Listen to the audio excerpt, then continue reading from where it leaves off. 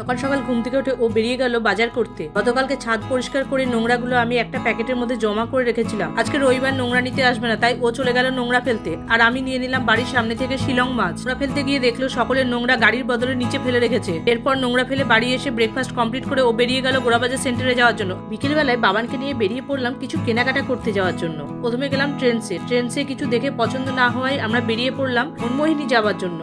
যাওয়ার পথে কাদাই মার্কেটে দেখতে পেলাম পুরো ফুটপাত জুড়ে সেলের মার্কেট বসেছে। বর্তমান পরিস্থিতিতে বোঝাই যাচ্ছে না কোনটা কিসের দোকান, কারণ পুরো ফুটপাত জুড়ে শুধু জামা কাপড়েরই দোকান বসে আছে। টুকটুকি করে সেলের মার্কেটে ভিড় দেখতে দেখতে আমরা পৌঁছে গেলাম মনমোহিনীতে। মনমোহিনী থেকে কিনে নিলাম বাবানের জন্য একটা শার্ট। মনমোহিনী থেকে বেরিয়ে আমরা চলে গেলাম শুভ কনফেকশনারিতে বিস্কুট কেনার জন্য। বিস্কুট কিনে বাবানকে সঙ্গে নিয়ে দশকর্মার দোকান থেকে টিস্যু কিনে রওনা হলাম বাড়ির পথে। সামনে ঈদ, তার উপরে আবার নববর্ষ, বাজারে ভিড় বেশ লক্ষণীয়। আজকের ভিডিও এখানেই শেষ করছি। তোমরা যদি আমাদের চ্যানেলের নতুন বন্ধু হও তাহলে সাবস্ক্রাইব করে পাশে থেকো।